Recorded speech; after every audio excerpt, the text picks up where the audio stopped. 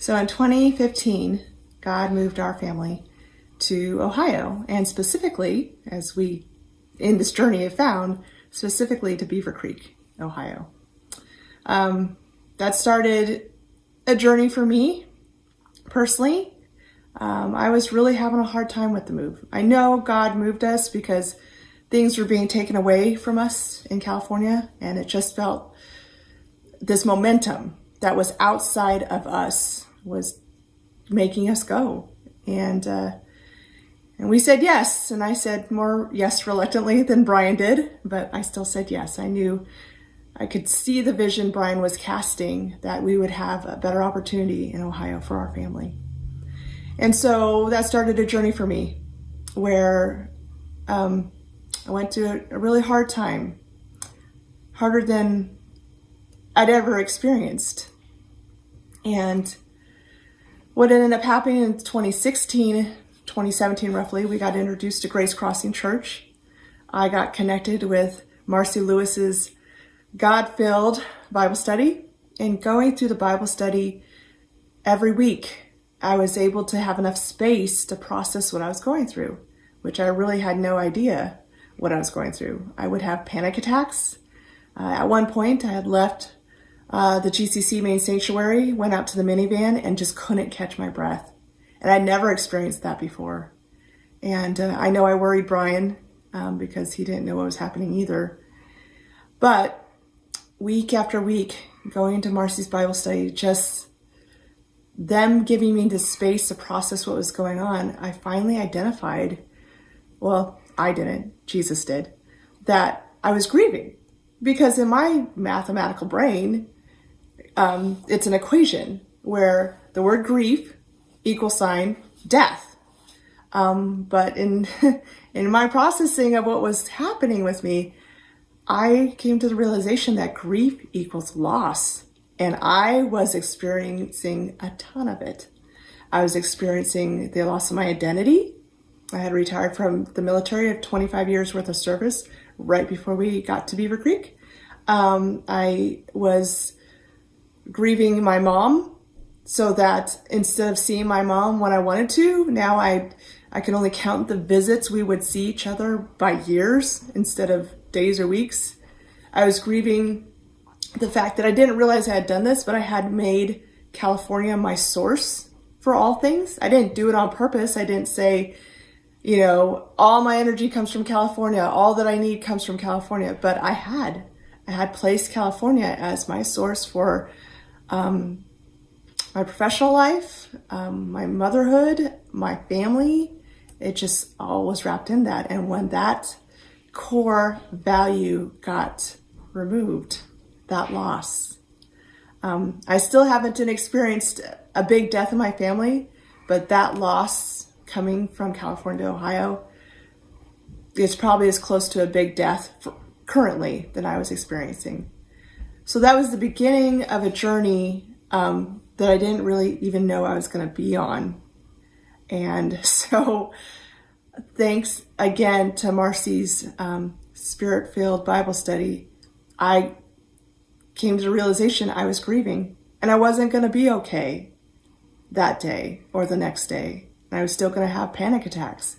I was still going to be really sad and unable to do laundry some days and take care of the children. But I was going to be okay. I was on a road. I had identified what was going on. So after I went through that process and just kind of understood how to grieve well with Jesus walking and leading me, sometimes crawling with me on the floor, it really set me up with what was going to come in late 2019. And that was my breast cancer diagnosis that rocked my family. It really put death for me so close. And the thought of possibly, I always had the assumption I was going to see my kids grow up.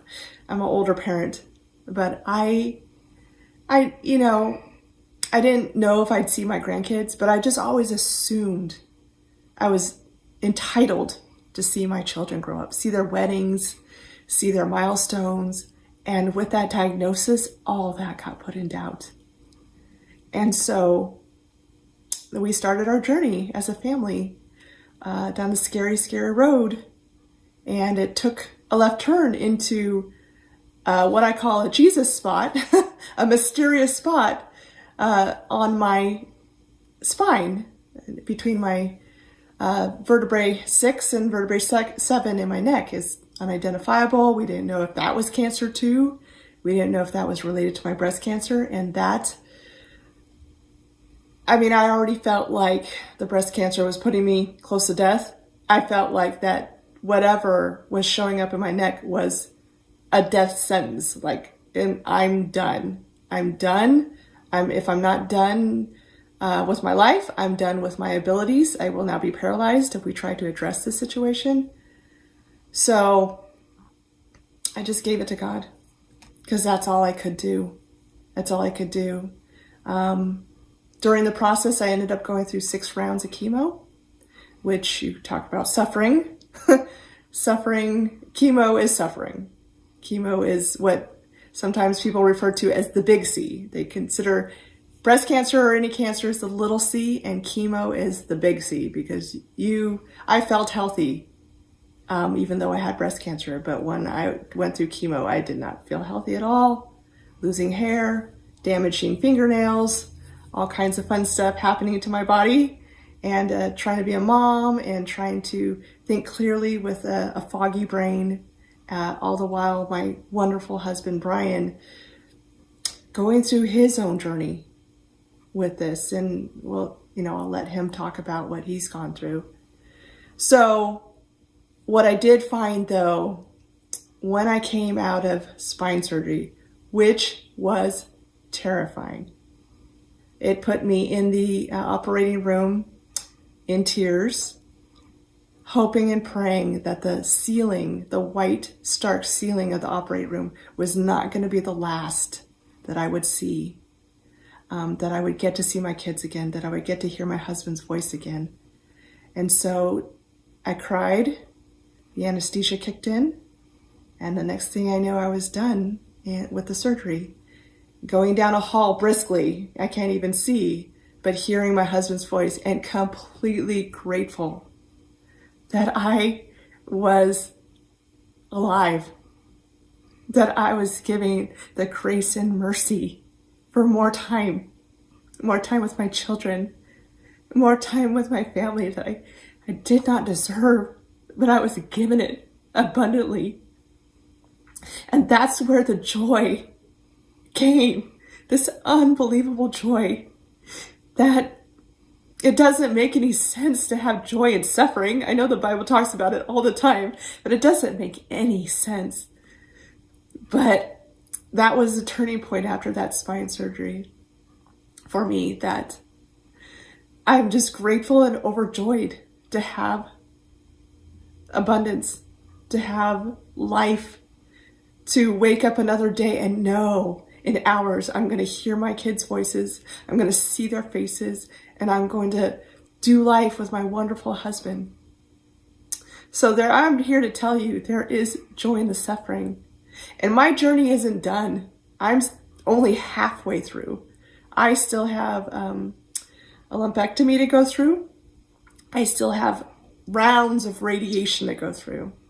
And oddly enough, I'm actually looking forward to the radiation because I know this joy that's going to come out of it.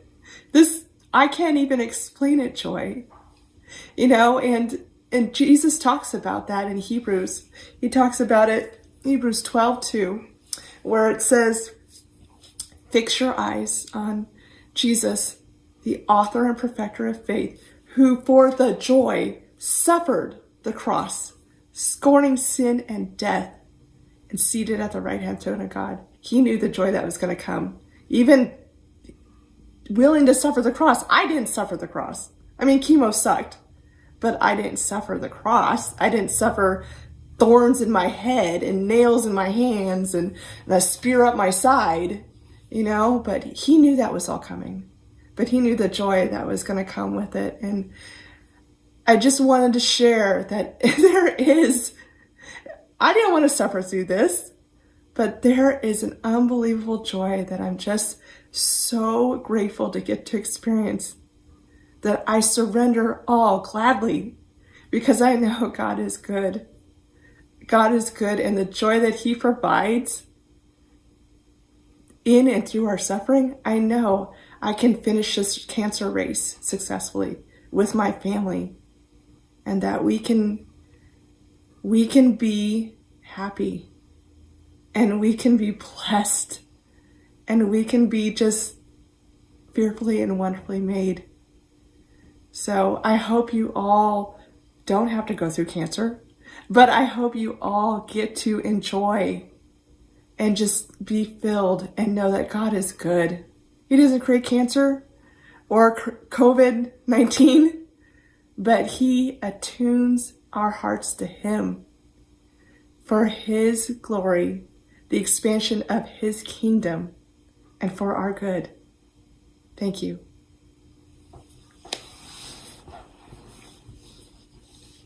So in October of last year, I was literally on the first week of a brand new job, and I got a call at work, and Susan was in just absolute tears, and that's when we found out she had breast cancer. And I think terrifying is the only the only word. I don't think I've ever been so scared. But the doctors were great. Everybody's been great. The church rallied behind us, and we kind of got to a point where we can do this, and we came up with a game plan, and we had a plan. And then in some imaging, they found the spot in Susan's spinal cord, and then the plan disintegrated, and we had to start over, and again the fear and the terror just kind of set in, and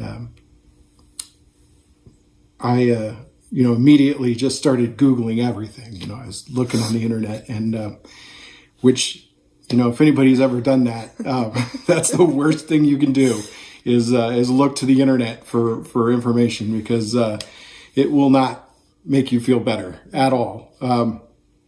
And so, some really close friends of mine said, just stop looking at Google and turn to God.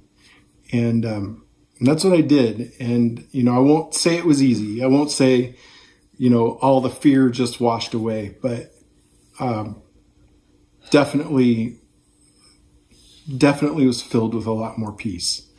And, by the grace of God, Susan made it through the spinal cord surgery. She recovered very quickly. The doctors and nurses were using the word miracle in the hospital with her recovery. It was just unbelievable how quickly she was recovering. And then we found out that the spinal cord tumor was benign, and we're back on track. We know that there's a lot more treatments to go, but we can get through it with God, and He has provided everything we need and more. Abundant. We are so blessed through this, and sometimes I feel guilty because there are people in this world who are going through so much more, and our family is dealing with cancer, and I feel like there are people out there that are dealing with even harder stuff right now. Especially with this virus that is going around. So I just feel blessed. That's the only word I can come up with. So in going through this process, 2019, my word for the year was refocus. And with cancer, I got refocused.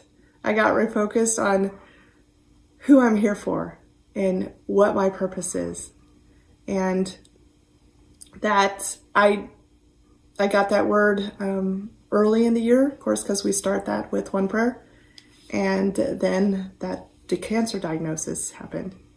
And it's funny too, because then as we transitioned from 2019 to 2020 with cancer, I got the word hope for 2020. And then after that, COVID-19 hit. So, and everyone freaked out, like a pandemic, and there's no hope. So it is amazing how God's gentle, loving kindness will lead you on the path and give you what you need when you need it.